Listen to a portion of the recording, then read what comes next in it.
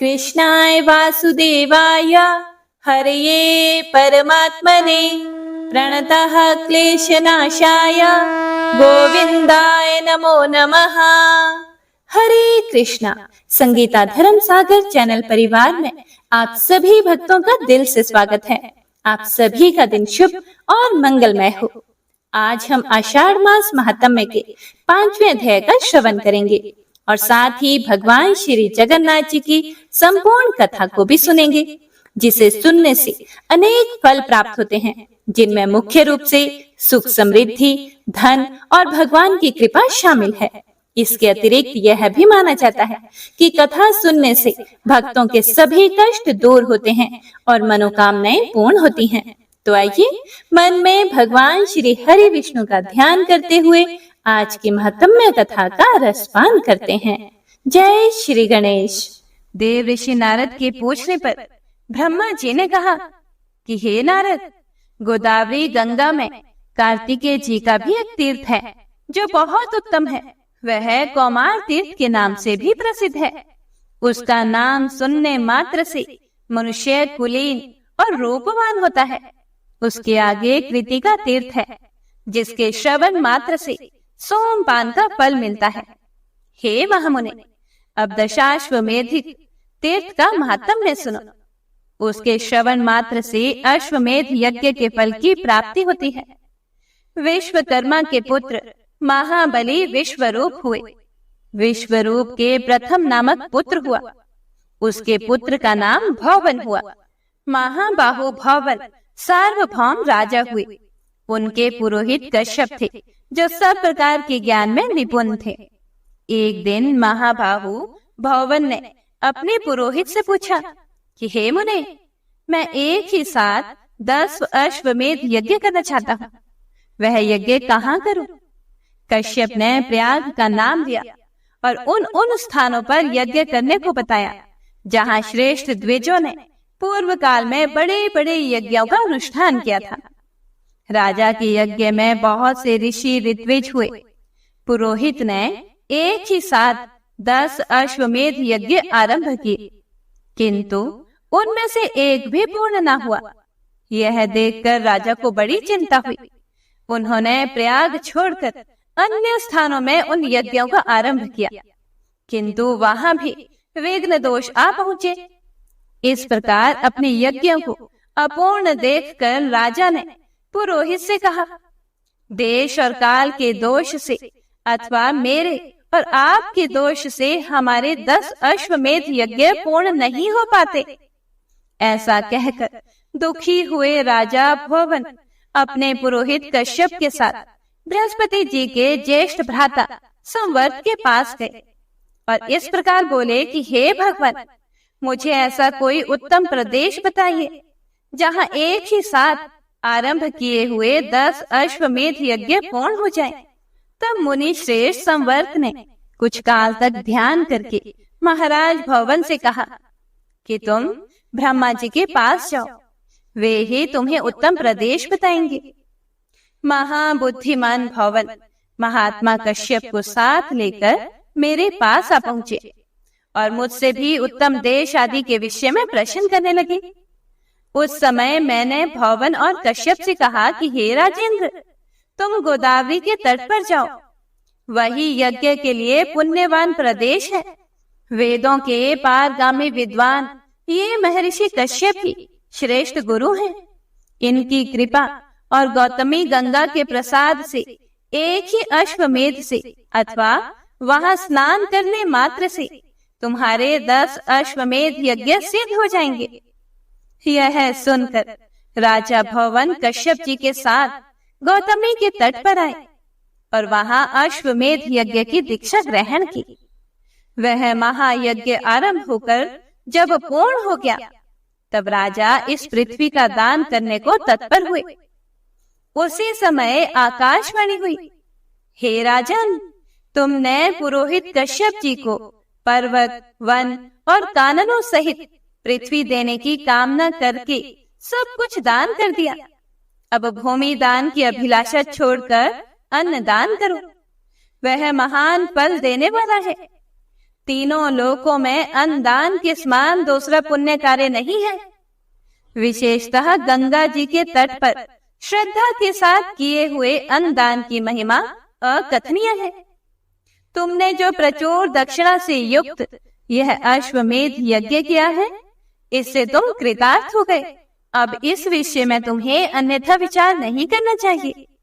तिल, गौ, धन, धान्य जो कुछ भी गोदावरी के तट पर दिया जाता है, वह सब अक्षय हो जाता है।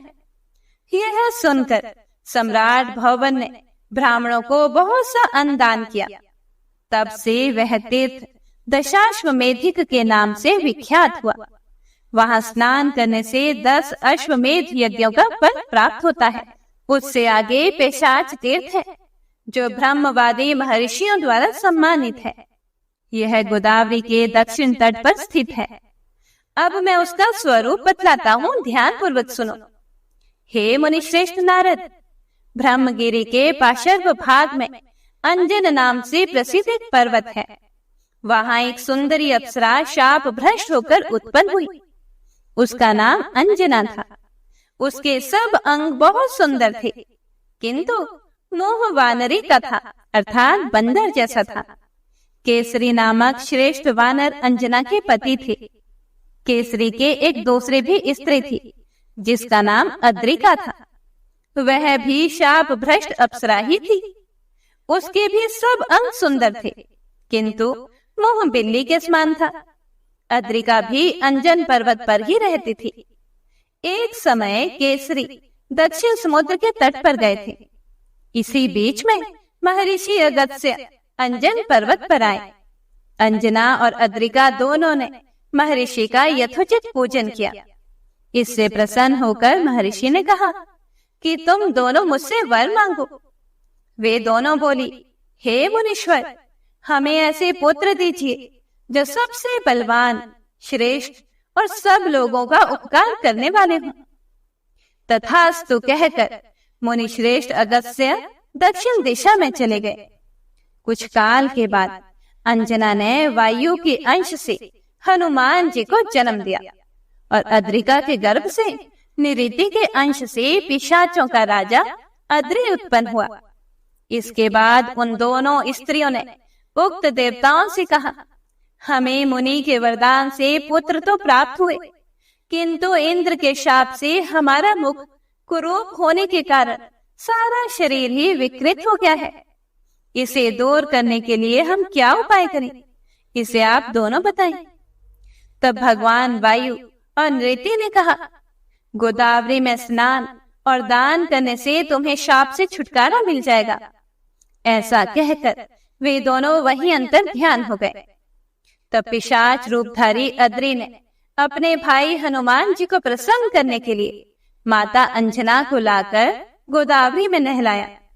इसी प्रकार हनुमान जी भी अद्रिका को लेकर बड़ी उतावली के साथ गौतमी गंगा के तट पर आए। तब से वह पिशाच और अंजन तीर्थ के नाम से विख्यात हुआ। वह समस्त अभीष्ट वस्तुओं को देने वाला शुभ तीर्थ है। ब्रह्मगिरी से 53 योजन पूर्व की ओर मार्जन तीर्थ है। मार्जन तीर्थ से आगे हनुमत तीर्थ और वृषा कपि तीर्थ है। उसके आगे फेना संगम तीर्थ बताया गया है, जो समस्त कामनाओं को पूर्ण करने वाला है। उसका स्वरूप और फल उसी के प्रसंग में बताया जाएगा। हे प्रिय भक्तों, इस प्रकार देवऋषि नारद के पूछने पर श्री ब्रह्मा जी उनके सभी प्रश्नों का समाधान करते हुए उन्हें जो उत्तर बताते हैं, उनके आगे का वृतांत आप आने वाले अध्यायों में सुनेंगे। तो इस प्रकार आज का अध्याय यही समाप्त होता है। हे प्रिय भक्तों, तो आइए अब सुनते हैं आज की पुण्य फल देने वाली और भक्ति बढ़ाने वाली कथा। हे प्रिय भक्तों, एक बार भगवान श्री कृष्ण सो रहे थे और निद्रा अवस्था में ही उनके मुख से राधा जी का नाम निकल गया। पटरानियों को लगा कि प्रभु की इतनी सेवा करते हैं, परंतु प्रभु सबसे ज्यादा राधा जी का ही नाम लेते हैं। तब रुक्मिणी जी व अन्य रानियों ने माता रोहिणी जी से राधा रानी और भगवान श्री कृष्ण के प्रेम व ब्रज लीलाओं और रास लीलाओं का वर्णन करने के लिए प्रार्थना करने लगी। माता रोहिणी ने कथा सुनाने के लिए हामी तो भर दी, लेकिन उन्होंने साथ ही यह भी कहा कि श्री कृष्ण और बलराम को इसका पता नहीं चलना चाहिए। और तब तय हुआ कि सभी रानियां तो माता रोहिणी जी से गुप्त स्थान पर कथाएं सुनेंगी, वहां कोई आ ना जाए, इसके लिए सुभद्रा जी को पहरा देने के लिए राजी कर लिया गया। सुभद्रा जी को आदेश हुआ कि स्वयं श्री कृष्ण या बलराम भी आ जाएं, तो उन्हें भी भीतर ना आने दिया जाए। माता रोहिणी ने कथा सुनानी प्रारंभ की। सुभद्रा द्वार पर पहरा दे रही थी। थोड़ी ही देर में भगवान श्री कृष्ण और बलराम भी वहां आ पहुंचे। सुभद्रा ने अंदर जाने से उन्हें रोक लिया। इससे भगवान श्री कृष्ण को कुछ संदेह हुआ। वे बाहर से ही अपनी सूक्ष्म शक्ति के द्वारा अंदर की माता द्वारा सुनाई जा रही ब्रज लीलाओं, रास लीलाओं और सुलभ बाल लीलाओं का आनंद लेकर सुनने लगे। बलराम जी भी कथा का आनंद ले रहे थे। कथा को सुनते सुनते श्री कृष्ण, बलराम और सुभद्रा के हृदय में ब्रज के प्रति अद्भुत प्रेम भाव उत्पन्न हो गया। उस भाव में उनके हाथ पैर सिकुड़ने लगे, जैसे बाल्यकाल में होते हैं। तीनों राधा जी की कथा में ऐसे भाव विभोर हो गए और मूर्ति के समान जड़ प्रतीत से दिखाई देने लगे। बड़े ध्यान पूर्वक देखने पर उनके हाथ पैर दिखाई नहीं देते थे। सुदर्शन ने भी द्रवित होकर लंबा रूप धारण कर लिया। उसी समय नारद मुनि वहां आ पहुंचे। भगवान के इस रूप को देखकर वे आश्चर्यचकित होकर उन्हें निहारने लगे।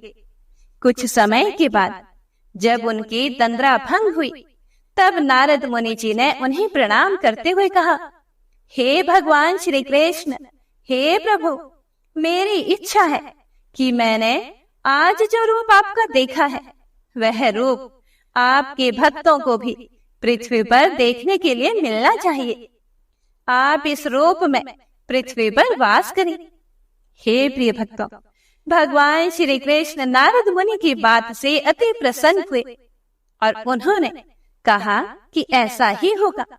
कलिकाल में मैं इसी रूप में नीलांजन क्षेत्र में अपना स्वरूप प्रकट करूंगा।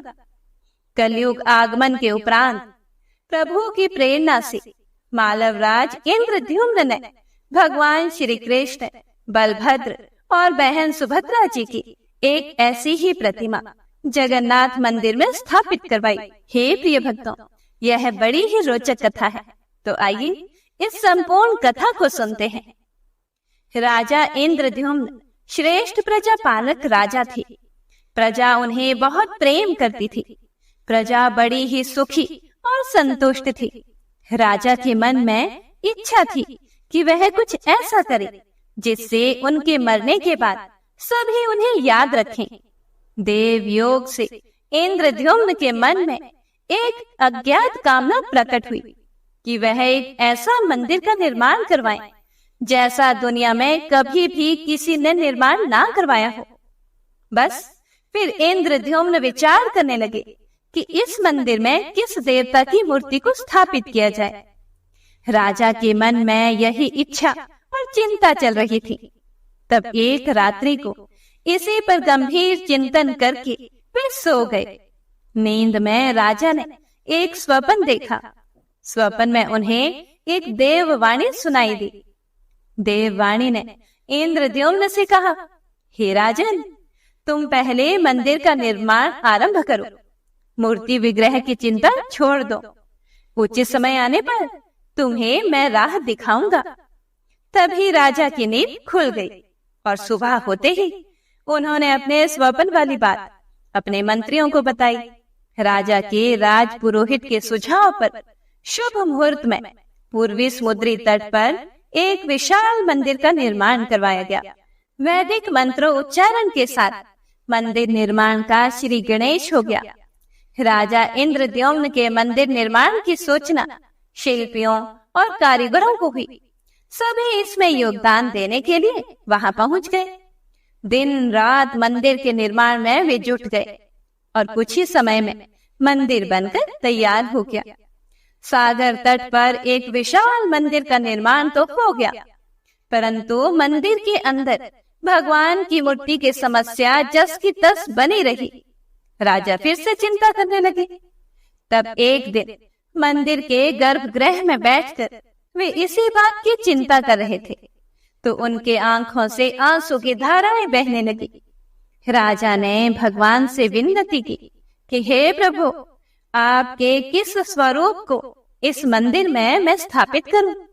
मुझे यही चिंता सता रही है। कृपया करके आप मुझे मार्ग दिखाएं। आपने स्वप्न में जो संकेत दिया था उसे पूरा होने का समय कब आएगा? देव विग्रह विहीन मंदिर देखकर सभी लोग मुझ पर हंसेंगे। राजा की आंखों से आंसू बह रहे थे। वे प्रभु से प्रार्थना कर रहे थे, प्रभु आपके आशीर्वाद से मेरा बड़ा सम्मान है। प्रजा समझेगी कि मैं झूठ मूठ के स्वप्न की बातें कर रहा हूँ। हे प्रभु, मुझे मार्ग दिखाइए। राजा दुखी मन से अपने महल में गए। उस रात को राजा ने फिर से एक स्वप्न देखा। स्वप्न में उन्हें देववाणी सुनाई दी कि हे राजन, यहाँ निकट में ही भगवान श्री कृष्ण का विग्रह रूप है। तुम उन्हें खोजने का प्रयास करो, वे तुम्हें जरूर दर्शन देंगे। इंद्रद्युम्न ने स्वप्न की बात फिर से पुरोहितों और मंत्रियों को बताई। सभी इस निष्कर्ष पर पहुंचे कि प्रभु की कृपा सहज प्राप्त नहीं होगी। उसके लिए हमें निर्मल मन से परिश्रम करना होगा। भगवान के विग्रह का पता लगाने के लिए राजा इंद्रद्युम्न ने 4 पंडितों को इसकी जिम्मेदारी सौंप दी और प्रभु इच्छा से प्रेरित होकर चारों पंडित अलग अलग दिशाओं में चले गए। उन चारों में से एक बड़े ही विद्वान थे जिनका नाम विद्यापति था। वह चारों में सबसे कम उम्र के थे। प्रभु के विग्रह की खोज के दौरान उनके साथ बहुत सी अलौकिक घटनाएं हुई। वह मन ही मन सोचने लगा कि प्रभु का विग्रह उन्हें कब और कैसे प्राप्त होगा। पंडित विद्यापति पूर्व दिशा की ओर चल पड़े। कुछ आगे चलने के बाद विद्यापति उत्तर की ओर मुड़ गए तो उन्हें एक विशाल जंगल दिखाई दिया। वह बड़ा ही भयानक जंगल था। विद्यापति श्री कृष्ण भगवान के परम उपासक थे। उन्होंने श्री कृष्ण भगवान का स्मरण किया और राह दिखाने की विनती करने लगे। भगवान श्री कृष्ण की प्रेरणा से उन्हें राह दिखाई देने लगी और प्रभु का नाम लेते ही वे घने वन में पहुंच गए। जंगल के बीच में उन्हें एक पर्वत दिखाई दिया। पर्वत के वृक्षों से संगीत की ध्वनि और सुरमय गीत सुनाई दे रहा था। विद्यापति संगीत के बड़े ही जानकार थे। उन्हें वहां मृदंग, बंसी, करताल की ध्वनि सुनाई दी और संगीत की आवाज को खोजते खोजते विद्यापति आगे की ओर बढ़े और वे जल्दी ही पहाड़ी की चोटी पर पहुंच गए। पहाड़ के दूसरी ओर उन्हें एक सुंदर घाटी दिखाई दी जहां भील नृत्य कर रहे थे। विद्यापति उस नृत्य को देखकर मंत्र मुग्ध हो गए। सफर के कारण थके हुए थे, परंतु संगीत से उनकी थकान मिट गई और उन्हें नींद आने लगी। अचानक एक बाघ की गर्जना सुनकर विद्यापति घबरा उठे। बाघ उनकी ओर दौड़ता हुआ आ रहा था। बाघ को देखकर विद्यापति घबरा गए और बेहोश होकर वहीं गिर पड़े। बाघ विद्यापति पर आक्रमण करने ही वाला था कि तभी एक स्त्री ने बाघ को पुकारा। उस आवाज को सुनकर बाघ मौन होकर खड़ा हो गया। स्त्री ने उसे लौटने का आदेश दिया और वह बाघ लौटकर स्त्री के पास पहुंच गया और उसके पैरों में बैठ गया। वह स्त्री बाघ को सहलाने लगी जैसे कोई अपने पालतू जानवर को सहलाता है। युवती बाघ की पीठ को प्यार से थपथपाने लगी और बाघ को स्नेह करने लगी। वह स्त्री वहां मौजूद सभी स्त्रियों में सबसे सुंदर थी। वह भीलों के राजा विश्वावसु की इकलौती पुत्री ललिता थी। ललिता ने अपनी सेविकाओं को अचेत विद्यापति की देखभाल करने के लिए भेजा। सेविकाओं ने झरने के जल को विद्यापति के मुंह पर छिड़का, जिससे उनकी चेतना लौट आई। फिर उन्हें शीतल जल पिलाया गया। शीतल जल पिलाने के बाद विद्यापति को पूरा होश आ गया। विद्यापति यह सब कुछ देखकर आश्चर्य में पड़ गए। ललिता विद्यापति के पास आई और पूछने लगे कि आप कौन हैं और इस घने जंगल में आपके आने का क्या प्रयोजन है। विद्यापति अभी भी बाघ के डर से डरे हुए थे। स्त्री ने इस बात को भांप लिया। फिर वह उन्हें सांत्वना देते हुए बोली कि आप मेरे साथ चलिए। जब आप स्वस्थ हो जाएंगे तो अपना लक्ष्य मुझे बताना, मैं जरूर आपकी मदद करूंगी। विद्यापति ललिता के पीछे पीछे उनकी बस्ती की तरफ चल पड़े। विद्यापति भीलों के राजा विश्वावसु से मिले और उन्हें अपना परिचय दिया। विश्वावसु विद्यापति जैसे विद्वान से मिलकर बड़े ही प्रसन्न हुए। विश्वावसु के अनुरोध पर विद्यापति वहां कुछ दिन उनके अतिथि बनकर रुक गए। विद्यापति भीलों को धर्म और ज्ञान का उपदेश देने लगे। उनके उपदेशों को विश्वावसु और ललिता बड़े ही रुचि लेकर सुनते थे। ललिता के मन में विद्यापति के प्रति अनुराग पैदा हो गया। विद्यापति ने इस बात को भांप लिया। ललिता बड़ी ही सुंदर थी। विद्यापति एक बड़े कार्य के लिए आए थे। अचानक एक दिन विद्यापति बीमार हो गए। ललिता ने उनकी खूब सेवा की। इससे विद्यापति का मन भी ललिता के प्रति प्रेम भाव में पैदा हो गया। तब विश्वावसु ने विद्यापति के पास अपनी बेटी से विवाह करने का प्रस्ताव रखा, जिसे विद्यापति ने स्वीकार कर लिया। कुछ दिनों तक वे वहां सुखमय वैवाहिक जीवन जीने लगे। ललिता से विवाह करके विद्यापति बड़े ही प्रसन्न थे, परंतु जिस महत्वपूर्ण कार्य के लिए वे वहां आए थे वह अभी भी अधूरा था। यही चिंता उन्हें बार बार सताती रहती थी। इसी बीच विद्यापति को एक विशेष बात का पता चला कि विश्वावसु रोज सुबह जल्दी जल्दी उठकर कहीं जाते थे और सूर्य उदय के बाद ही लौटते थे। कितनी भी विकट स्थिति क्यों न हो, वे अपने इस नियम को टूटने नहीं देते थे। विश्वावसु के इस व्रत पर विद्यापति को बड़ा आश्चर्य हुआ।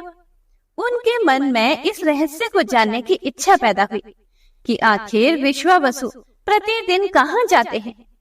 एक दिन विद्यापति ने अपनी पत्नी से इस संबंध में पूछा। ललिता सुनकर सहम गई और बात को टाल गई। ललिता के सामने धर्म संकट पैदा हो गया। वह पति की बात को ठुकरा नहीं सकती थी, लेकिन पति जो बात पूछ रहा था वह उसके वंश की गोपनीय परंपरा से जुड़ा हुआ था, जिसे वह बताना नहीं चाहती थी। ललिता ने कहा कि हे स्वामी, यह हमारे कुल का रहस्य है, जिसे किसी के सामने खोला नहीं जा सकता। परंतु आप मेरे पति हैं। मैं आपको कुल का पुरुष मानते हुए जितना संभव होगा उतना बता सकती हूँ। यहाँ से कुछ दूरी पर एक गुफा है, जिसके अंदर हमारे कुल के देवता विद्यमान हैं। उनकी पूजा हमारे सभी पूर्वज करते आए हैं। यह पूजा निर्बाध चलनी चाहिए। उसी पूजा के लिए मेरे पिताजी प्रतिदिन सुबह नियमित रूप से जाते हैं। तब विद्यापति ने अपनी पत्नी से कहा कि मैं भी तुम्हारे कुल देवता के दर्शन करना चाहता हूँ। तब ललिता बोली कि यह संभव नहीं है। हमारे कुल देवता के बारे में किसी को जानने की इच्छा है। यह सुनकर मेरे पिता क्रोधित हो जाएंगे। विद्यापति की उत्सुकता बढ़ रही थी। उन्होंने तरह तरह से ललिता को मनाने की कोशिश की। आखिरकार ललिता ने कहा कि मैं अपने पिताजी से पूछकर बताऊंगी। तब ललिता ने अपने पिता से सारी बात कही। इस पर उनके पिता क्रोधित हो गए। ललिता ने जब यह कहा कि मैं आपकी इकलौती संतान हूँ, आपके बाद देवता की पूजा का दायित्व मेरा और मेरे पति के ऊपर ही होगा। इसीलिए मेरे पति का भी अधिकार बनता है कि वे हमारे कुल देवता के दर्शन करें। विश्वावसु इस बात के आगे झुक गए। तब विश्वावसु अपनी बेटी से बोले कि गुफा के दर्शन किसी को तभी कराए जा सकते हैं जब वह भगवान की पूजा का दायित्व अपने हाथ में ले ले। विद्यापति ने दायित्व स्वीकार किया तो विश्वावसु देवता के दर्शन कराने को राजी हो गए और दूसरे दिन सूर्य उदय से पूर्व विद्यापति की आंखों पर काली पट्टी बांधकर विश्वावसु उनका दाहिना हाथ पकड़कर गुफा की तरफ ले चले। विद्यापति भी बड़े ही चतुर थे। उन्होंने अपनी मुट्ठी में सरसों के दाने ले लिए थे और वे पूरे रास्ते में सरसों के दाने गिराते हुए जा रहे थे। गुफा के पास पहुंचकर विश्वावसु रुक गए और विद्यापति की आंखों से काली पट्टी खोल दी। तब उन्होंने भगवान नील माधव के दर्शन किए। भगवान नील माधव के दर्शन करके विद्यापति बड़े ही प्रसन्न हुए।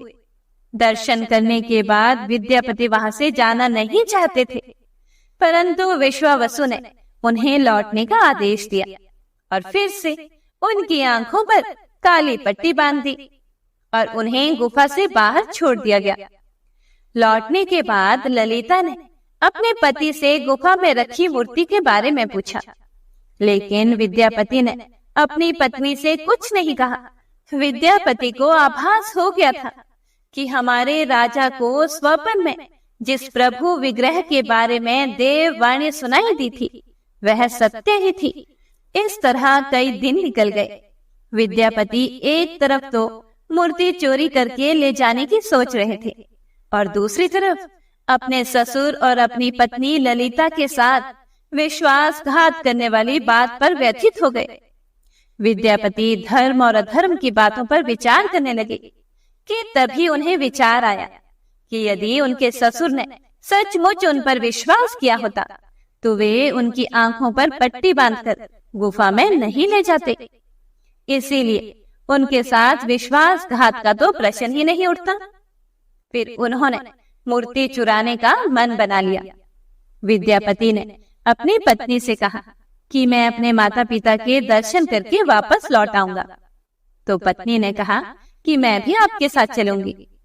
तब विद्यापति ने कहा कि मैं अपने माता पिता को हमारे विवाह के लिए राजी कर लूं, फिर मैं वापस तुम्हें ले जाऊंगा। तब ललिता मान गई। विश्वावसु ने उनके लिए घोड़े का प्रबंध कर दिया। तब एक रात्रि को विद्यापति गुफा में मूर्ति चुराने के लिए गए, जहां उन्होंने रास्ते में सरसों के दाने निशानी के तौर पर डाले थे। वे अब छोटे छोटे सरसों के पौधे में उगाए थे।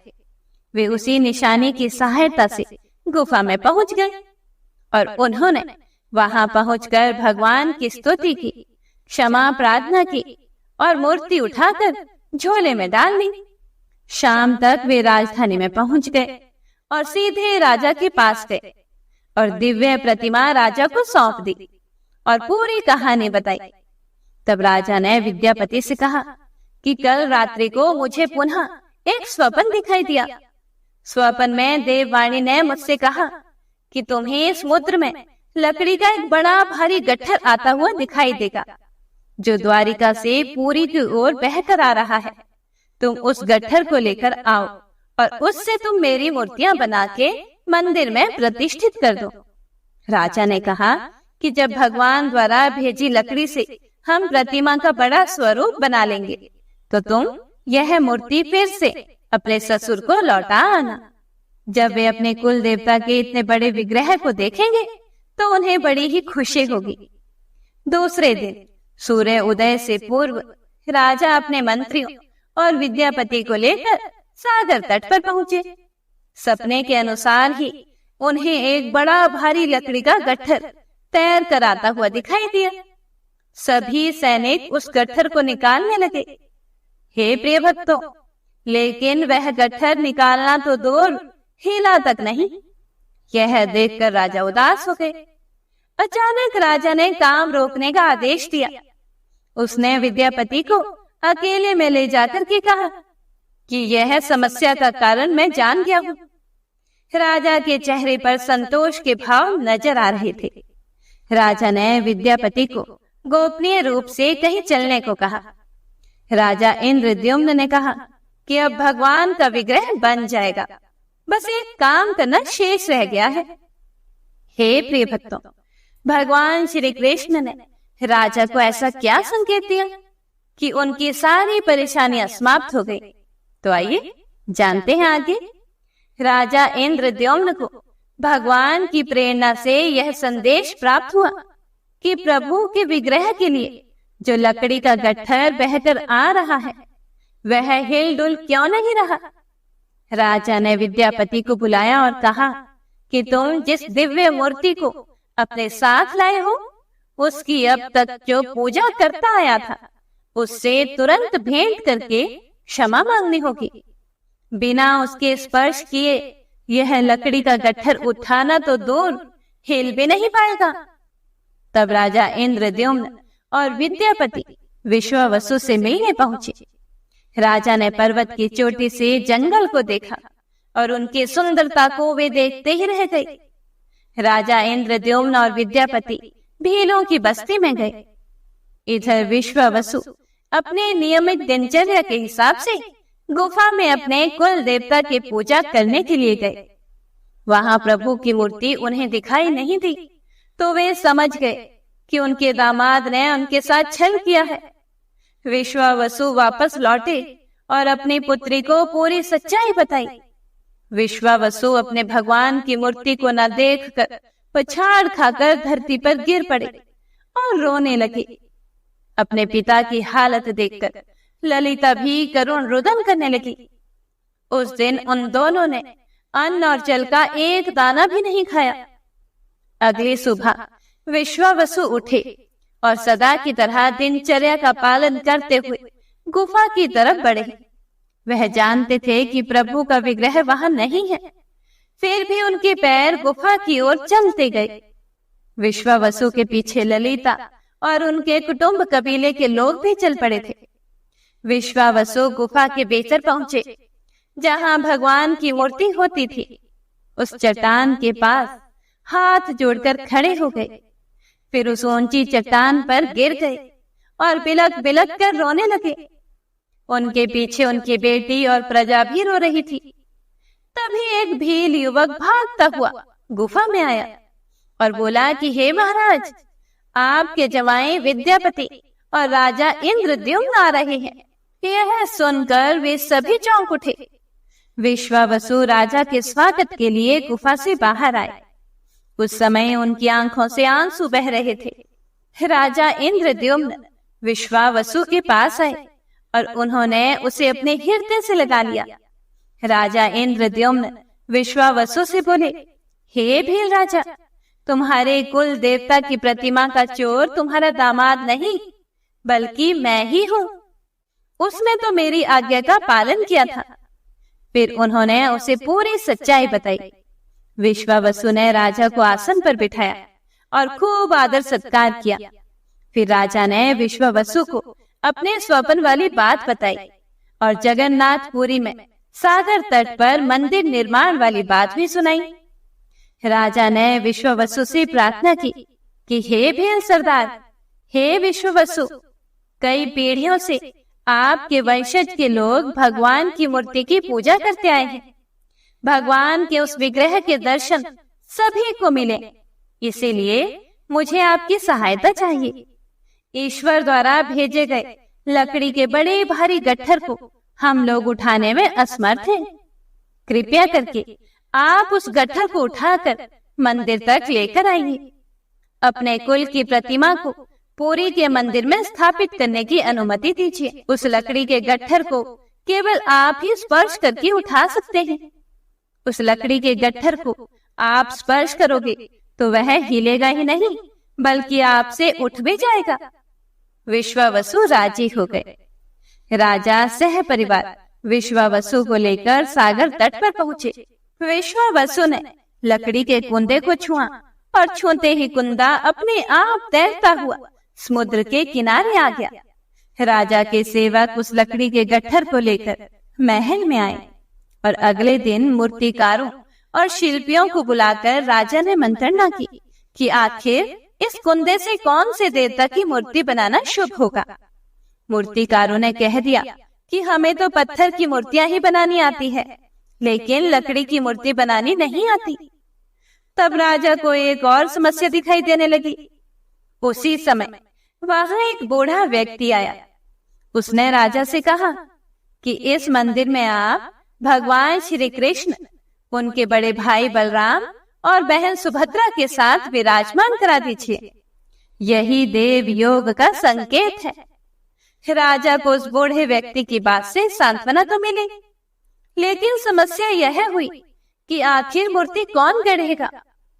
तब उस बूढ़े व्यक्ति ने कहा कि मैं इस कला का कुशल कारीगर हूँ, मैं इस पवित्र कार्य को पूरा कर दूंगा और मूर्तियां भी बना दूंगा, परंतु मेरी एक शर्त है। राजा प्रसन्न हो गए, उनकी शर्तें पूछी। बूढ़े शिल्पीकार ने कहा कि मैं भगवान की मूर्ति निर्माण का काम एकांत में करूंगा। मैं यह काम बंद कमरे में करना चाहता हूँ। कार्य पूरा करने के बाद मैं स्वयं दरवाजा खोल दूंगा। इस बीच ना मैं कुछ खाऊंगा और ना ही पीऊंगा। राजा उसकी शर्त से सहमत हो गए। मंदिर के एक विशाल कक्ष में बूढ़े शिल्पकार ने स्वयं को 21 दिनों के लिए बंद कर लिया और मूर्ति निर्माण का कार्य करने लगा। भीतर से छैनी, हथौड़ी और आरी की आवाजें आने लगी। महारानी गुंडेचा देवी दरवाजे से कान लगाकर प्रतिदिन छैनी, हथौड़ी और आरी की आवाजें सुनती थी। 15 दिन तक प्रतिदिन आवाजें आती रही, लेकिन एक दिन कक्ष में से कोई आवाज सुनाई नहीं दे रही थी। तब रानी व्याकुल हो गई। उसने मन ही मन सोचा कि बूढ़ा शिल्पकार बिना अन्न जल के मृत्यु को प्राप्त हो गया है। उसने यह बात राजा से कही। राजा को रानी की बात में सच्चाई नजर आई। तब राजा ने दरवाजा खोलने का आदेश दे दिया। जैसे ही दरवाजा खोलकर देखा गया तो वहां वह बूढ़ा शिल्पकार गायब था और मूर्ति निर्माण का कार्य भी अभी तक पूरा नहीं हुआ था। हाथ पैर का कार्य पूर्ण नहीं हुआ था। वृद्ध शिल्पकार के रूप में स्वयं देवताओं के शिल्पी भगवान विश्वकर्मा आए थे। उनके अदृश्य होते ही मूर्तियां भी अधूरी ही रह गई। इसी कारण आज भी यह मूर्तियां वैसी ही हैं। तब राजा इंद्रद्युम्न ने इसे ही भगवान का आदेश समझ लिया और उन अधूरी मूर्तियों को ही स्थापित कर दिया। हे प्रिय भक्तों, कहते हैं, ऐसा कहा जाता है कि विश्वावसु संभवतः उस जरा बहेलिये के वंशज थे जिसने अनजाने में भगवान श्री कृष्ण की हत्या कर दी थी। विश्वावसु शायद कृष्ण के पवित्र अवशेषों की पूजा करना चाहते थे। यह अवशेष मूर्तियों में छिपाकर रखे गए थे। विद्यापति और ललिता के वंश, जिन्हें दैत्यपति कहते हैं, उनका परिवार ही यहाँ अभी भी पूजा करते हैं। जय श्री हरि विष्णु, जगन्नाथ भगवान की जय। आइए अब गजेंद्र मोक्ष स्तोत्र का पाठ करते हैं। और हे प्रिय भक्तों, इस पाठ को करते समय अगर हम अपने मन में यह भावना रखें कि हे श्री हरि विष्णु, हे मेरे प्रभु, जिस प्रकार से आपने गजेंद्र को परेशानी से बाहर निकाला, उसी प्रकार से हमें भी हमारी परेशानियों से बाहर निकालिए, तो यकीन मानिए निश्चित ही भगवान श्री हरि विष्णु हमारी मदद स्वयं करते हैं। तो आइए अब सच्चे मन से भगवान श्री हरि विष्णु का ध्यान करके इस परम कल्याणकारी स्तोत्र का पाठ करते हैं। जय श्री हरि विष्णु। शुक जी ने कहा कि बुद्धि के अनुसार पिछले अध्याय में वर्णन किए गए रीति से अपने मन को नियंत्रित करके और हृदय को स्थिर करके गजेंद्र अपने पिछले जन्म में याद किए गए सर्वोच्च कार्य और बार बार जप किए जाने वाले स्तोत्र का जाप करने लगा।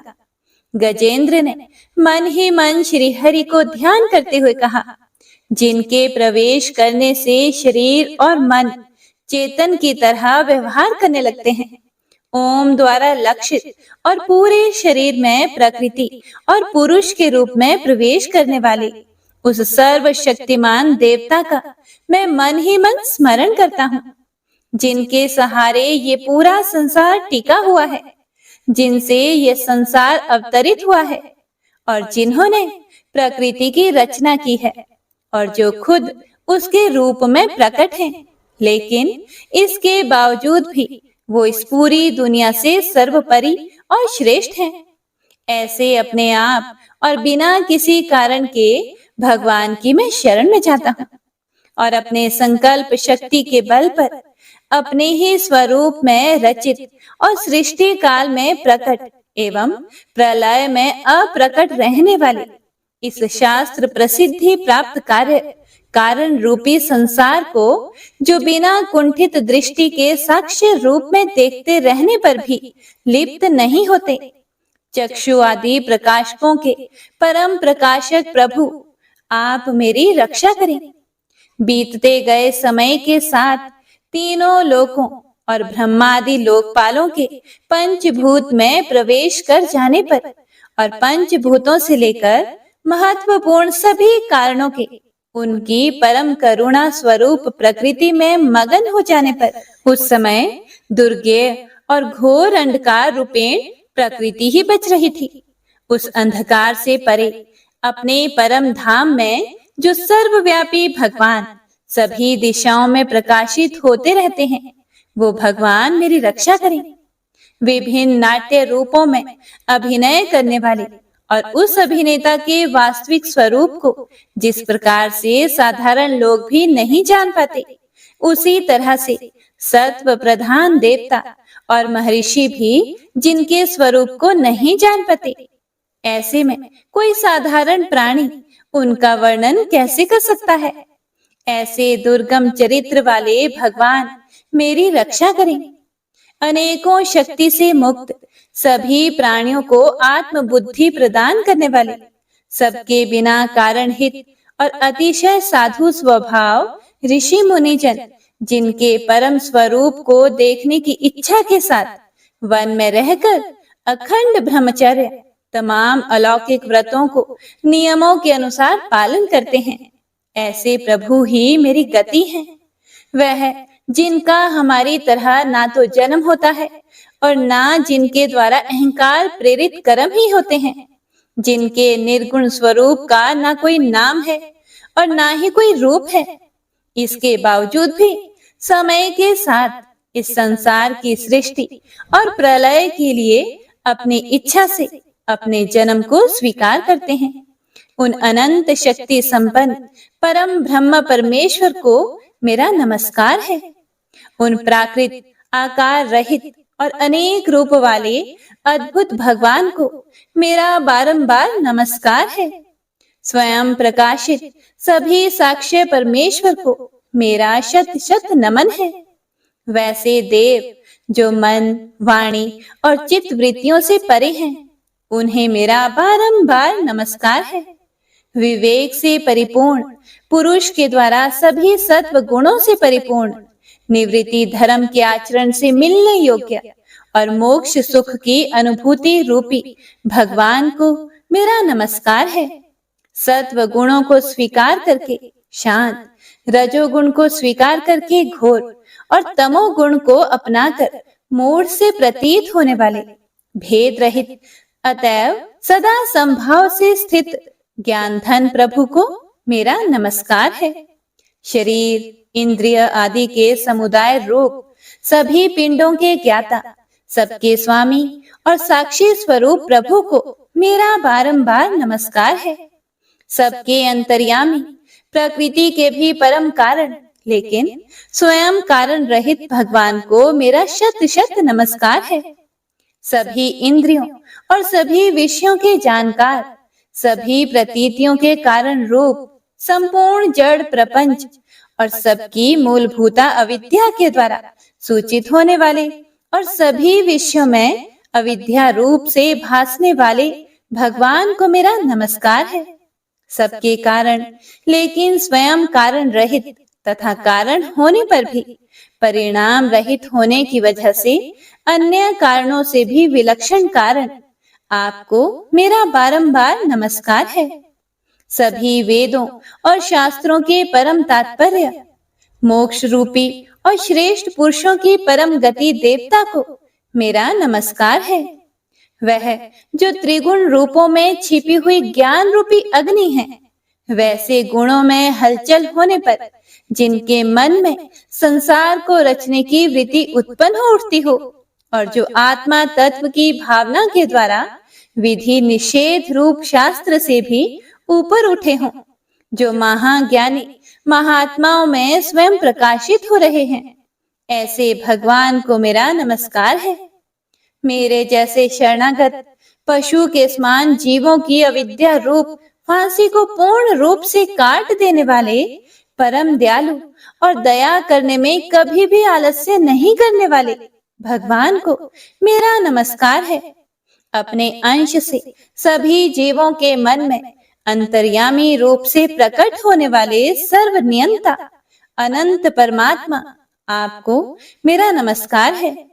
जो शरीर, पुत्र, मित्र, घर और संपत्ति सहित कुटुंबियों में अशक्त लोगों के द्वारा कठिनाई से मिलते हों और मुक्त पुरुषों के द्वारा अपने हृदय में निरंतर चिंतित ज्ञान स्वरूप सर्व समर्थ परमेश्वर को मेरा नमस्कार है।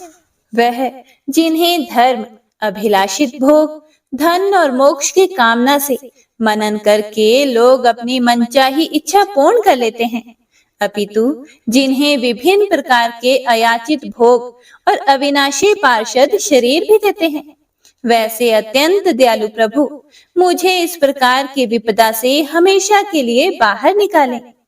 वह जिनके एक से अधिक भक्त हैं, जो मुख्य रूप से एकमात्र उसी भगवान की शरण में हैं, जो धर्म, अर्थ आदि किसी भी पदार्थ को नहीं चाहते, अपितु जो केवल उन्हीं के परम मंगलमय एवं अत्यंत विलक्षण चरित्र का गुणगान करते हुए उनके आनंदमय समुद्र में गोते लगाते रहते हैं।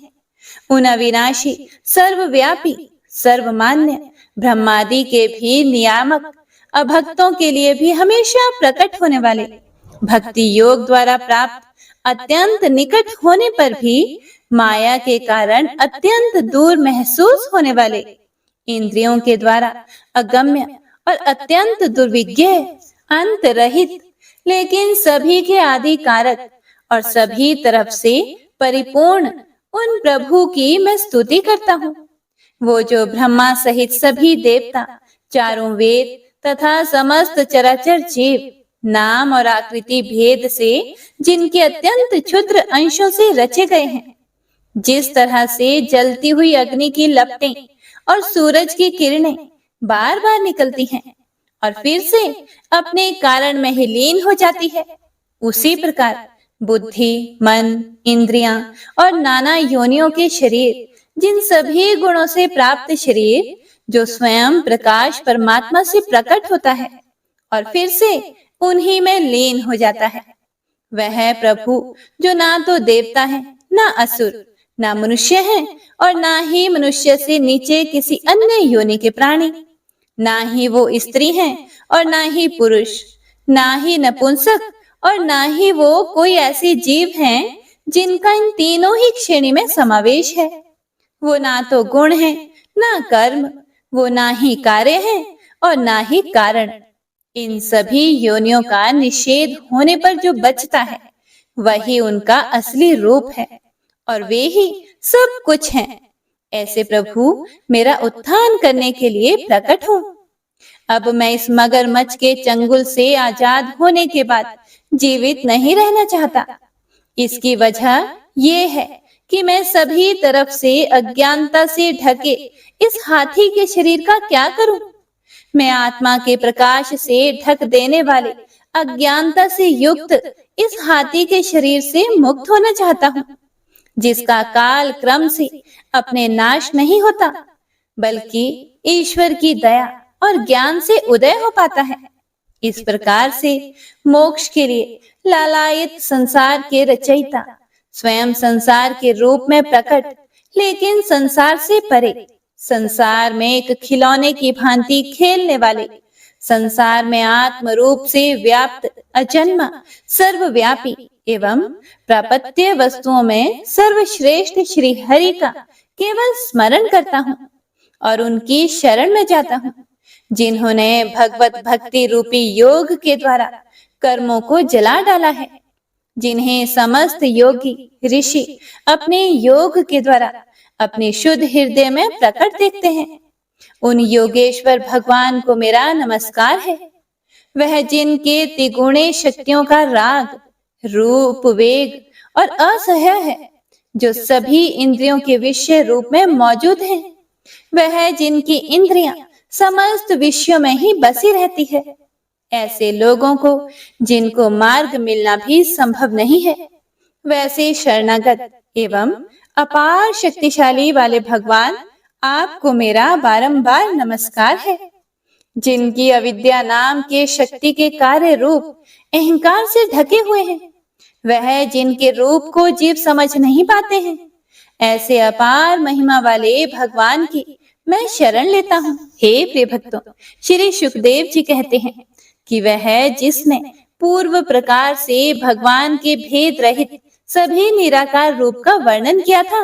उस गजराज के करीब जब ब्रह्मा आदि अन्य कोई भी देवता नहीं आए, जो अपने विभिन्न प्रकार के विशेष विग्रहों को ही अपना रूप मानते हैं, ऐसे में साक्षात विष्णु जी, जो सभी के आत्मा होने के कारण सभी देवताओं के रूप हैं, तब वह वहां पर प्रकट हुए। गजराज को इस प्रकार से दुखी देखकर और उसके पढ़े गए स्तुति को सुनकर चक्रधारी प्रभु इच्छानुसार वेग वाले गरुड़ की पीठ पर सवार होकर सभी देवों के साथ उस स्थान पर पहुंचे जहां वह गज था। गज अर्थात हाथी था। सरोवर के अंदर महाबलशाली मगरमच्छ द्वारा जकड़े और दुखी उस हाथी ने आसमान में गरुड़ की पीठ पर बैठे और हाथों में चक्र लिए भगवान श्री हरि विष्णु को आते हुए जब देखा, तो वह अपनी सूंड में पहले से ही उनकी पूजा के लिए रखे कमल के फूल को श्री हरि पर बरसाते हुए कहने लगा, सर्व पूज्य भगवान श्री हरि नारायण, आपको मेरा प्रणाम है। सर्व पूज्य भगवान श्री हरि, आपको मेरा नमस्कार है।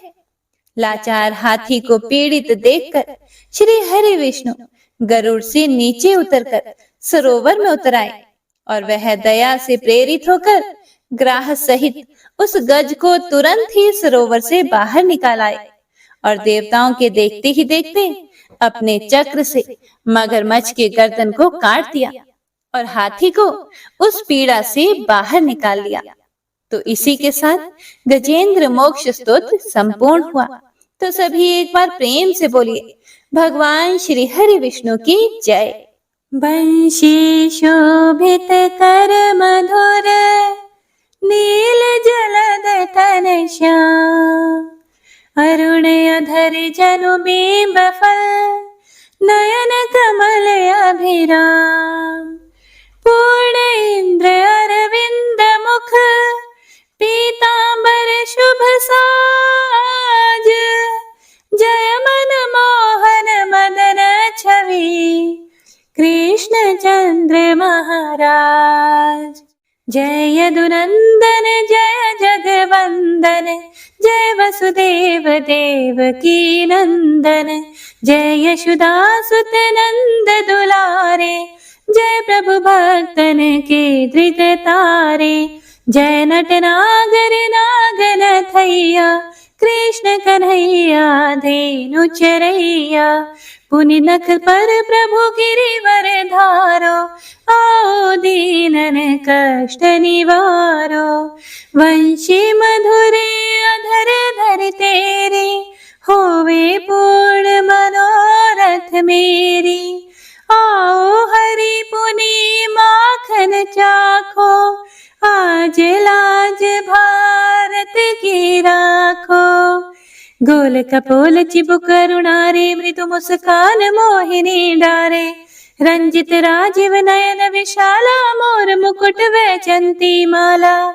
कुंडल श्रवण पीत पटाछे, कटि किंकणी काछन काछे, नील जलज सुंदर तनु सोहे, छवि लखि सुर नर मुनि मन मोहे, मस्तक तिलक अलक घुंघराले, आओ कृष्ण बांसुरी वाले, करि पय पान पूत नहीं तार्यो, अका बका का सुर मार्यो, मधुवन जलत अग्नि जब ज्वाला, भई शीतल लखि तहि नंद लाला, सुरपति जब ब्रज चढ़े और साई, मोसर धार वारी वर्षाई, लगत लगत ब्रज चहन बहायो, गोवर्धन नखधारी बचायो। लखी यशोदा मन भ्रम अधिकाई, मुख मह 14 भुवन दिखाई। दुष्ट कंस अति उधम मचायो, कोटि कमल जब फूल मंगायो। नाथी काली यही तब तुम लीन है, चरण चिन्ह दई निर्भय कीन है।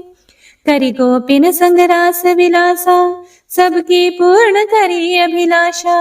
केतिक महासुर संहार्यो, कंस ही केस पकड़ी दई मार्यो। मात पिता की बंदी छुड़ाई, उग्रसेन कहा राज दिलाई। मही से मृतक छहो सुत लायो, मातु देव की शोक मिटायो। भौमासुर मुर दैत्य सहारी, लाए 68 सहस कुमारी। दई भिन ही तृण चीर सहारा, जरा सिंधु राक्षस कह मारा। असुर बकासुर आदिक मार्यो, भक्तन के तब कष्ट निवार्यो। दीन सुदामा के दुख टार्यो, तंदुल 3 मूठ मुख डार्यो। प्रेम के साग विदुर घर मांगे, दुर्योधन के मेवा त्यागे। लखी प्रेम की महिमा भारी, ऐसे श्याम दीन हितकारी।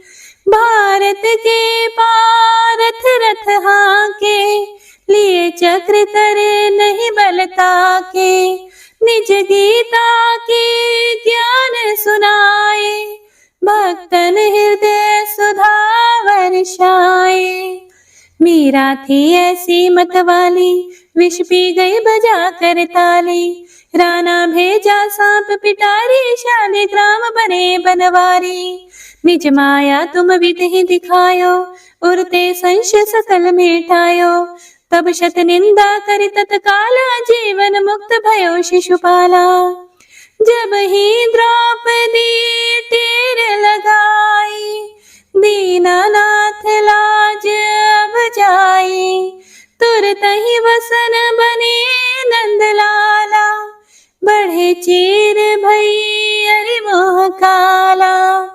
असनाथ के नाथ कन्हैया, डूबत भंवर बचावत नैया। सुंदर दास आसुर धारी, दया दृष्टि कीजे बनवारी। नाथ सकल मम कुमति निवारो, क्षमहु बेगी अपराध हमारो। खोलो पट अब दर्शन दीजिए, बोलो कृष्ण कन्हैया की जय। बोलो कृष्ण कन्हैया की जय। बोलो कृष्ण कन्हैया की जय। यह चालीसा कृष्ण का पाठ करे उरधारी, अष्ट सिद्धि नवनिधि फल, लहे पदारथ चारी। जय श्री कृष्ण।